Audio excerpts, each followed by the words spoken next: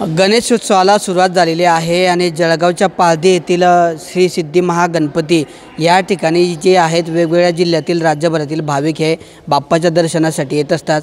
या मंदिराचं जर वैशिष्ट्य आपण बघितलं तर एकाच पाषाणामध्ये जवळपास 374 किलोच्या एकाच पाषाणामध्ये ही 100 टन वजनाची मूर्ती आहे।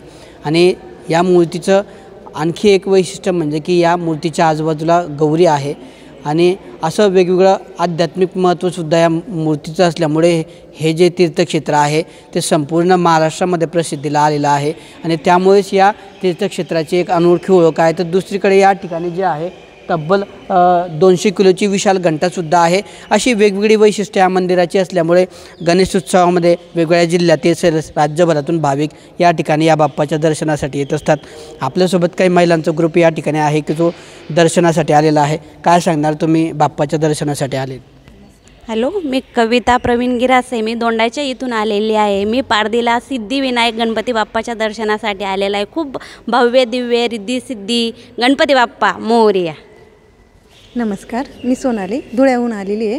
रिद्धी सिद्धी आणि इथं कोणतं गाव आहे? पारधी गावाचं नवीनच 174 शिळाची एक अखंड 100 फुटाची मूर्ती बनवली होती म्हणे, तर त्याच्या दर्शनाचा लाभ घेण्यासाठी गणेश उत्सव चालू असताना आलो आहेत। त्याबद्दल धन्यवाद। कसं वाटलं? खूप सुंदर, खूप सुंदर, प्रसन्न। काय ऐकलं होतं तुम्ही मंदिराबद्दल? मंदिराबद्दल आम्ही खूप ऐकलेलं होतं की तिथलं एक स्वयंभू म्हणजे 100 टनाची मूर्ती आहे, पूर्ण काळ्या पाषाणामध्ये मूर्ती। तर ते आम्हाला खूप ते उत्सुकता होती त्या मंदिरात येण्यासाठी। त्याप्रमाणे आम्ही सगळं मैत्रिणींनी आज ठरवलं आणि ग्रुप करून इथे आलो आहे। तर इथे येऊन खूप मनाला खूप प्रसन्न वाटलं।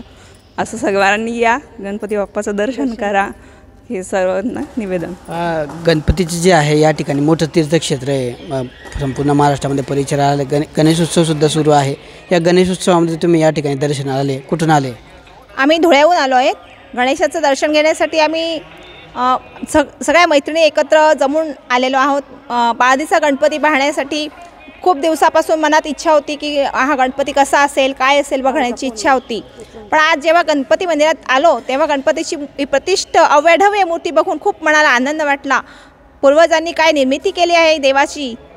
गणपती बाप्पा मोरया। नमस्कार, एकदम छान वाटलं। मी नंदुरबारहून आली आहे, पाहून एकदम मन समाधान झालं। माझ्या देराणीबाई आलेली होत्या, त्याच म्हणे इतका छान गणपती, मनात भावना होती माझी ती आज पूर्ण झाली। येस गणपती बाप्पा मोरया। तर अशी अद्भुत आणि विशाल भव्य मूर्ती या ठिकाणी मनाला लोभस अशी मूर्ती बघून या ठिकाणी मोठा आनंद झाला आणि अनेक दिवसांची इच्छा या ठिकाणी दर्शनाची होती। भक्ताला पावणारा गणपतीची अशी ओळख या अल्पावधीत या तीर्थक्षेत्राची झाल्यामुळे आज या ठिकाणी आम्ही दर्शनाला आलो असल्याच्या भावना या ठिकाणी या महिला भाविकांनी व्यक्त केल्या आहे। किशोर पाटील, TV9 मराठी, जळगाव।